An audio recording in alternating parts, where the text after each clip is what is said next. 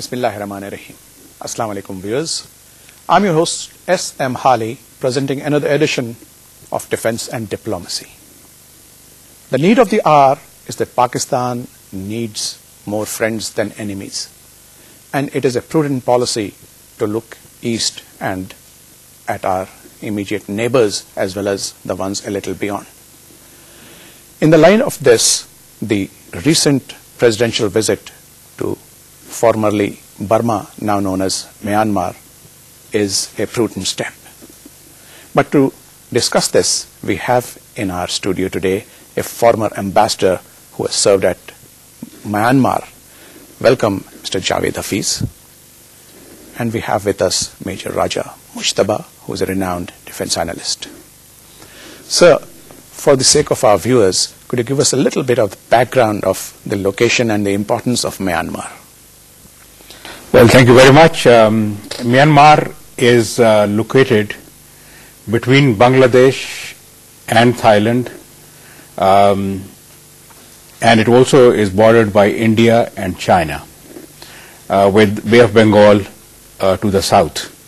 It has a total area of 6,76,000,000, 0.76 million kilometers, which is roughly 2/3 of Pakistani area. The total population is 56 million, of which about 3 million are Muslims. So it's a very strategic location and an important country. It used to be our geographical neighbor till 1971. But even today, it is not very far from Pakistan, and the relationship between the two countries has been very friendly. And there's a lot of similarity with Pakistan, especially the struggle between democratic forces and the military junta. Yes, indeed, there is a lot of similarities because Myanmar, in fact, it had got independence in 1948, 1 year after us. And it has been under military rule for 50 years. And it is now opening up, it is coming out, and there is a process of reconciliation between democratic forces represented by Aung San Suu Kyi and the government led by President Hun Sen. Who's also a former military general. Yes, he's a retired general. He's a retired general, San Then, I'm sorry. But he has come to power through elections in 2010. So in that way, you cannot call him a military leader. And Aung San Suu Kyi and his government are now trying to reconcile. Suu Kyi and her NLD, National League for Democracy, have agreed to contest by-elections in April this year. So we will have a process of reconciliation, which we've also seen in Pakistan. Indeed, there is a lot of similarity. Right. So, Major Raja Mujtaba, how do you see the presidential visit, especially when he also not only called upon Aung San Suu Kyi, but also presented her with the Benazir Bhutto Award for Democracy? You see, this has been I would say a very wise step and a desired step. One visiting a country must not only deal with the people or the parties in power, we must also look at the parties which are not in power, because then that gives you broader dimension of people-to-people contact and things like that. And in that way, every party will own you as a friendly country to their country. If you only cultivate one party and don't establish links with the other parties, then you are sidelined only till the extent that party remains in power. So this has been a very essential visit, a timely visit, because now we need to open up more and more, and we must expand our trade. At the moment, the trade that we have with Myanmar is only about $24 million, which is peanuts. Which is not even peanuts, you know. So, and there is a potential lot, and Myanmar, the main thing is that although its exports are very small in dollar volume, they export about 8 billion but their imports are about 4 billion. So it's a trade surplus country on that account. Although it is a very, very small volume, but still.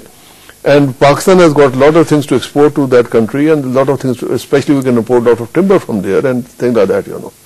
And we're talking about Aung San Suu Kyi. If you recall, sir, recently Hillary Clinton also visited Myanmar, and she made it a point to call upon her, especially because the current president has made overtures towards restoring democratic practices. So how do you rate this particular meeting between our president, because I believe he's the first president to have ever called on the leader? Yes, Foreign Secretary Hillary Clinton, her tour of Myanmar last December, just about 2 months ago, was in fact an important signal that the country was opening up. It became a member of ASEAN in 1997. I was there. Then it remained under the military rule till very recently. Now it is coming out of the military rule, and Foreign Secretary Hillary Clinton's visit was a clear indication that West was now ready to engage with Burma, because till recently Burma was a closed country, particularly for Europe and for the United States. And it was suffering sanctions too from the US and the West. It was suffering sanctions. They had, when I was there, the embassy was at the CDA level. There was no ambassador, and the relationship was tense. It remained tense. Some of the sanctions are still there, but now they are opening up. European Union recently relaxed those sanctions, and as you said, President Zardari was the first president ever to visit this great lady, who is an international icon. She's recognized internationally for her struggle for democracy. She struggled for a long time. She has remained under house arrest for over 20 years. She's a Nobel laureate, and there is a lot of similarity between Benazir Bhutto and Aung San Suu Kyi. In fact, the president said yesterday that she was a brave inspiration for the entire world. But a very important aspect in this, sir, is that she is also likely to be the future leader of Myanmar. I mean, to be at the reign. So therefore, establishing contact, establishing good relations is probably a prudent step. So, Raju Sahab, how do you look at some of the, you talked about trade. Let's talk about what was evolved during this particular presidential visit. During this particular visit, basically they touched upon training facilities to Myanmar, their administrative staff, their diplomatic staff, and their opening of the colleges to their students, you know, more. But talking about trade, we also talked about the preferential tariff agreement, which is a precursor to. And we also talked about to the free trade currency swap. Yes. So those things are there. These are all steps in the right direction. And immediately, what I think that Pakistan can open up more exports to is on the defense equipment. You know, we have we already exported them K-8 trainers. Based on that, building upon that, we can export them even the GF-17s and things like that. We can export them military hardware, and that alone can build up the trade volume to quite respectable size. And that is something that where we must look into more and more, and we must offer our training facilities to the Myanmari military personnel in Pakistan. Right. If you just give me a moment. Viewers, we have with us Dr. Rashid Ahmad Khan, Dean Faculty of Arts, Sargodha University, online with us from Sargodha. Assalamu alaikum, Dr. Saab. Wa alaikum assalam. So how do you view this particular visit by the President to Myanmar, which is considered a landmark? Yes, this is a landmark visit. It's very important, and I think it's also timely and also very useful for both countries, because it reflects Pakistan's keen desire to expand bilateral relations with those countries which are located in the peripheral areas of South Asia. And you will also find that it is also in line with Pakistan's Look East policy, under which Pakistan has established close economic and commercial relations with the countries. Dr. Saab, if you permit, when you talk about look east, there is a very major similarity that Myanmar enjoys excellent relations with China, and so does Pakistan, and this is a common denomination. I'm coming to that, because I see that there is not only an economic and political dimension to this visit, there is also a strategic dimension. Because you will agree with me that just as Pakistan occupies strategically a very important position in the northern part of the Indian Ocean, Myanmar overlooks Malacca Straits, which connects the Indian Ocean with Southeast Asia, and through which thousands of ships and oil tankers pass, carrying goods and oil from the Middle East and the Persian Gulf. This is very important dimension of this visit. And secondly, as you have also mentioned, that it's not only China, but other countries are also very keen in establishing relations with Myanmar due to its strategic location, like Japan, like even the United States and India. So Pakistan, by moving closer to Myanmar, in fact, is complementing the strategic plan under which Pakistan and China are connected. So it completes the strategic plan for the defense and security of the Indian Ocean. So this is why I perceive this visit a very important visit. And there are also other dimensions, like economic dimensions. And although the bilateral trade between the two countries is very small, it's less than $25 million a year. But that is not important, because Myanmar is not only important for sea traffic between the Indian Ocean and Southeast Asia, it also sits at a juncture of a railroad network that is being developed to connect Southeast Asia with South Asia, then from South Asia to West Asia, Central Asia, and up to Europe. So this is, I think, an initial step in the direction of connecting, promoting regional connectivity. So, Dr. Saab, thank you so much for your inputs. I would like to say goodbye to you and hope to see you in our program sometime in our own studio here, inshallah. Allah Hafiz. So, Dr. Saab also raised some important points, but one aspect, however small it may seem, is that the Myanmar government also indicated a desire to study more about the Benazir Income Support Program, for which our President has invited them to come and study it closer because they would like to adopt something similar to it in their own country. How do you see that, sir? Myanmar is a developing country. The economy is yet to be developed. Again, there are a lot of similarities. The main sector of the economy is agriculture. There is a lot of poverty in the rural side, and their desire to emulate the Benazir Income Support Program, I think, is timely, and they can certainly learn from Pakistan. I would like to introduce another important aspect of the visit, that is people-to-people contact. In fact, the President has gone there with his family, and over there, the most important thing is that we in Pakistan are sitting over a treya, which is the Gandhara civilization. And Myanmar is Buddhist majority country. And if we open up this treya to those countries with Buddhist populations, I think there can be a lot of traffic, there can be a lot of people-to-people contact, tourism that can develop between the two countries. I think you've touched upon a very important point, and we need to delve upon it further. Mujtaba, I would like to take up the aspect of the Prime Minister's visit to Davos for the World Economic Forum. How do you look at it? It is at a very important and critical juncture of our history.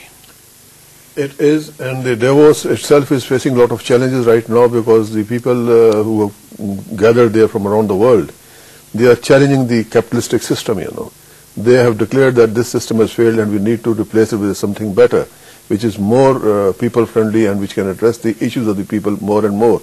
The trade unions that have come there, the global trade unions, even they are not happy with the present scenario that is going on. And at this critical time, when the Prime Minister visits there, and if he can play his cards well, I think he can score a lot of points there.